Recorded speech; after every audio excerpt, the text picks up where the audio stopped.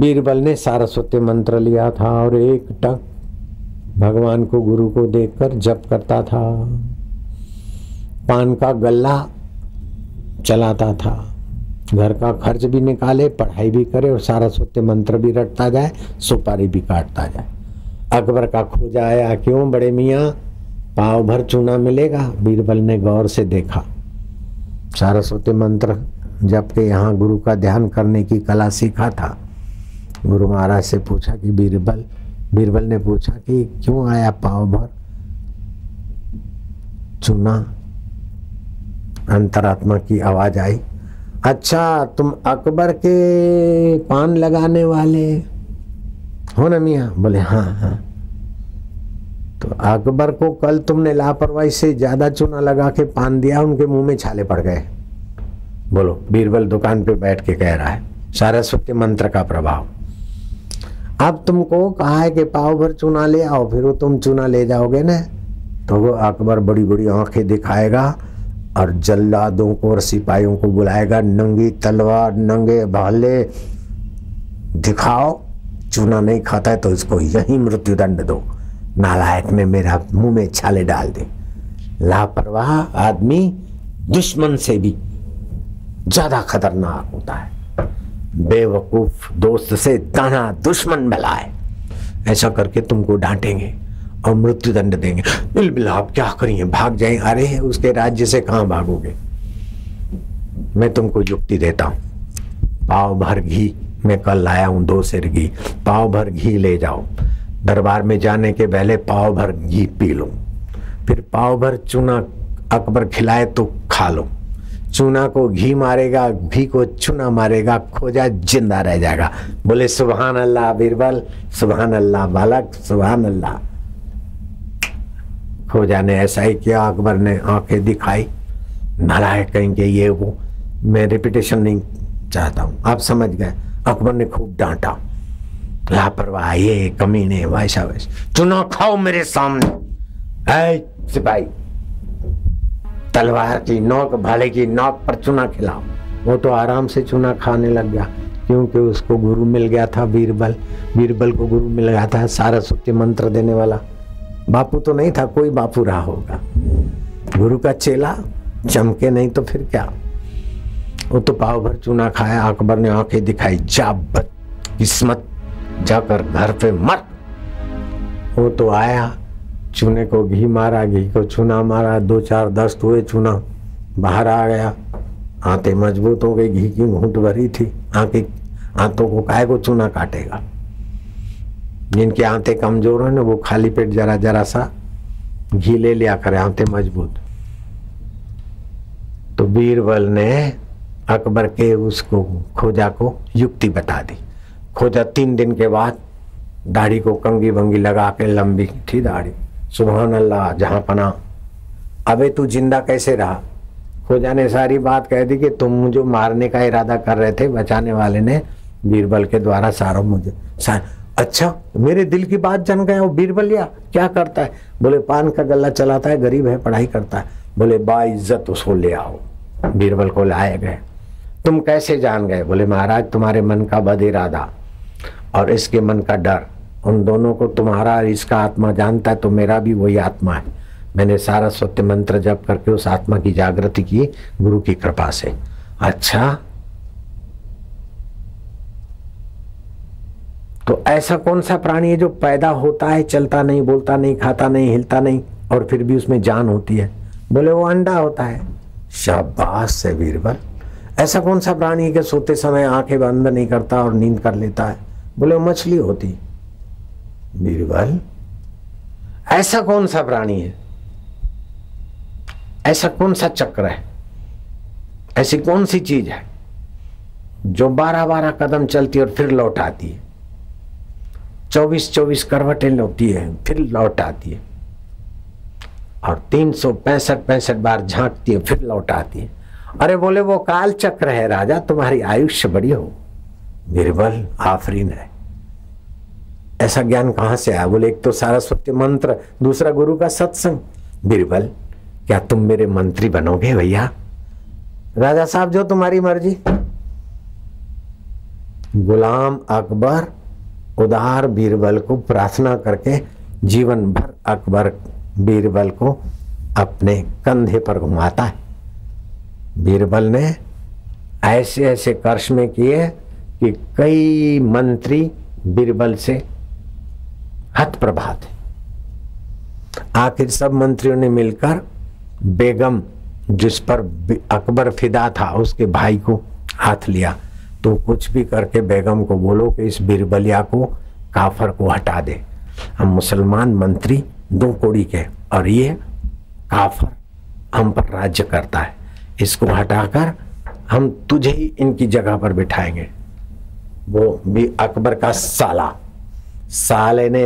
ने ऐसा किया कि बहन के कान भरे और बहन अकबर के कान में जहर डाले कि क्या इन काफरों को निकाल दो। बोले कैसे निकालें, कुछ तो गलती बता। खोजते खोजते एक बार सूझी उसको। बोले देखो, उसको पकड़ में नहीं आता, बीरबल की कोई गलती नहीं दिखती तो मैं उसकी गलती बनाती हूँ। उसने अपने बाल फैला दिए, गहने फेंक दिए, खाट उल्टी करके रख दी। बोले मैं शोक मना रही हूँ, आप चले जाइए। बीरबलिया को कहिए कि बेगम को शोक से बाहर निकाल के राज दरबार में ले आओ। स्त्री जात राज दरबार में तो आएगी नहीं, और मैं तो शोक मनाने का नाटक कर रही हूँ। मैं काहे को उस बीरबल को, मैं कोई बकरी नहीं को मेरे को घसीट के ले जाएगा, वापस आएगा। तुम बोल रहे तुम इतना काम नहीं कर सके तो जाओ, तुम्हारा पद च्युत होता है। छोटे मोटा कोई डिपार्टमेंट का नौकर रख देना उसको। बोले बात तो तेरी बड़ी चालाकी की और कूटनीति की है, लेकिन बीरबल पक्के गुरु का चेला है और सरस्वती मंत्र की सिद्धि किया है उसने। अरे तो मैं भी तो कम हूं क्या, जहां पना की बेगम हूं, खास हूं। अकबर ने कहा अच्छा हो जाए। दरबार में आया बीरबल, बेगम रूठ गई है, उसने तो शोक मनाया है। कैसे भी करके बीरबल बेगम को समझा कर ले आओ। बीरबल को एक थोड़ा सा झटका लगा, अपनी औरत रूठ गई है और मुझे समझाने के लिए भेज रहे, इसमें कुछ रहस्य होगा। जो आ गया महाराज, सीधा बेगम के पास नहीं गया, दास दासियों से पूछा क्या बात है। उन्होंने बताया ऐसा ऐसा ये रूठने का नाटक करेगी, आप इसको ले जाने में विफल होंगे, आपको पदच्युत करा देगी। अरे बोले ये बकरी क्या करेगी। गुरु महाराज का सुमरण किया, सरस्वती मंत्र ओम ऐम नमः, ऐम को यहां देखा, सरस्वती आ गई। दासी को और दासों को कुछ समझा दिया, मैं जाऊंगा बेगम के पास, तुम ऐसा ऐसा कहना, बाकी का काम मैं संभाल लूंगा। बीरबल कहते हैं बेगम आप शोक न मनाइए, जहां पना से रूठे नहीं। बीरबल इधर को आए, बेगम जहां पना आपको बहुत प्यार करते हैं, आप जहां पना के दिल को ठेस न पहुंचाइए। बेगम मुझे सेवा में सफलता दीजिए, मैं हाथ जोड़ता हूं, आप चलिए मेरे साथ। अब मैं ज्यादा बेगम की नकल नहीं कर सकता हूं, आप समझ लो। समझ गए? उसने तो अपनी स्त्री लीला की, लेकिन ये गुरु का चेला पक्का। इतने में दास दासियां आए, बीरबल बीरबल बीरबल जहां पना कहते हैं कि इस बेगम को छोड़ो, वो अफगानिस्तान की शहजादी कितनी खूबसूरत है और किसी का बुरा भी नहीं चाहती। ये बेगम तो अपने भाई की बातों में आकर तुम्हें पदच्युत करना चाहती है। इस कुतिया को छोड़ो और मुझे उससे शादी करा दो, मैं उसके बिना जिंदा नहीं रहूंगा। अकबर को अगर जिंदा देखना चाहते प्यारे बीरबल, जल्दी आ जा और मुझे उस शहजादी से शादी कराने का तुम ही जुगाड़ कर सकते हो मेरे प्यारे बीरबल, जल्दी आओ। अच्छा महाराजा ने कहा कि हाँ। कैसे कहा? फिर से रिपीट किया। वो कान खोलते सुन के जो यूं करके बैठी थी, है अब तुम यहीं बैठी रहो, रूठी रहो, हमें परवाह नहीं, हम तो उसी शहजादी को इस महल में देखेंगे। अकबर बीरबल चला, ओ बीरबल ओ बीरबल। बीरबल देखता है ठीक जगह पे निशाना लगा, काहे को रुकता हूँ। ओ बीरबल भैया बीरबल, अरे सुनने, ओ भाई साहब वो मैं तेरे द्वार की बकरी वो बीरबल। अरे बकरी है तो चारा दे के पीछे आएगी, आगे बीरबल और पीछे वो बकरी। जिसने कभी कारपेट से पैर नीचे नहीं रखा, वो नंगे पैर बीरबल के पीछे पीछे, बाजार के लोग मुंह में उंगली डालते कि हम क्या देख रहे हैं। बीरबल भैया बीरबल, बीरबल सुना अनसुना किए जा रहा है और वो बेगम उनके पीछे पीछे। आपको आश्चर्य होगा हिंदू धर्म के मंत्रों, कपट वाले को नकेल डालकर बीरबल आगे जा रहा है और वो बिना नकेल के खींची जा रही। राज दरबार में जाकर जहां पन्ना के सामने खड़े हो गए। वो आई, कुछ भी हो जाए बीरबल को मत निकालिए, मैं माफी मांगती हूँ, लेकिन उस शहजादी उस नहीं लाइए मेरी शोक को, मैं जिंदी नहीं रहूंगी। जहां पना मैं तुम्हारे पैरों की जुत्तियों कर रहूंगी। उस अफगानिस्तान की शहजादी को मत लाइए, मेरे में क्या कमी है। जहां पना मैं गुस्ताखी माफ करिए। बोले कौन सी शहजादी? बीरबल क्या बात है? बोले बात कुछ भी हो, लाके यहाँ खड़ी कर दी, जहां पना का काम कर दिया। हरिओम ये सारस्वती मंत्र गुरु ने दिया होगा तो गुरु कितना पावरफुल होगा कि उसका बीरबल इतना अक्ल वाला। बापू के बच्चे नहीं रहते कच्चे, कोई समस्या है तो बापू से कांटेक्ट करके मंत्र जप करके सीधा रास्ता निकालो, जैसे बीरबल ने निकाला।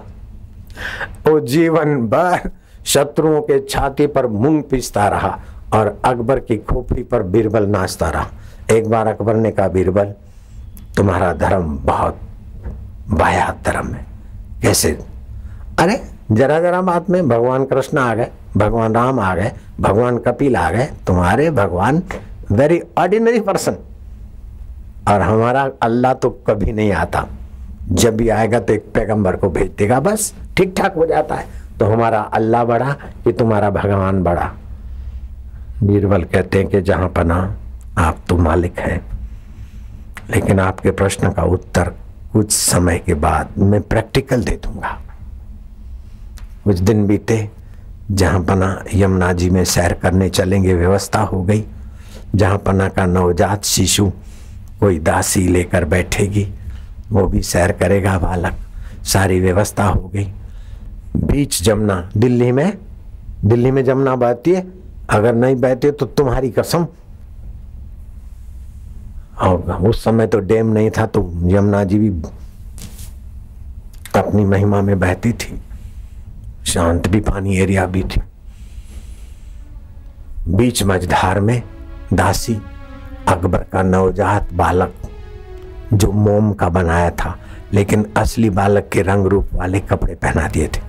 अकबर को विश्वास था कि ये मेरा शिशु भी साथ में, लेकिन वो शिशु असली नहीं था, मोम का था। दासी को बता दिया, जब भंवर में नाविक को भी बता दिया, आए तो बीरबल से नजर, अकबर से नजर चुका के बच्चे को गिरा देना पानी में, यमुना में, बाद का मैं संभाल लूंगा। गिरा दिया, अकबर कूद पड़ा, वो मेरे जिगर का टुकड़ा, गिरा दिया कमीनी, धड़ाक से उस बच्चे को खोजने। बीरबल मौका लेके आया, हाफा धाफा करते करते उस बच्चे का कपड़ा हाथ में आया, लाया तो देखे मोम की, ये मोम का बालक। बीरबल जोर से हंस पड़ा, बोले बीरबल ये तेरी साजिश है, हम समझ गए। बोले जहां पना ये मेरी साजिश नहीं है, तुम्हारे सवाल का जवाब है। कैसे?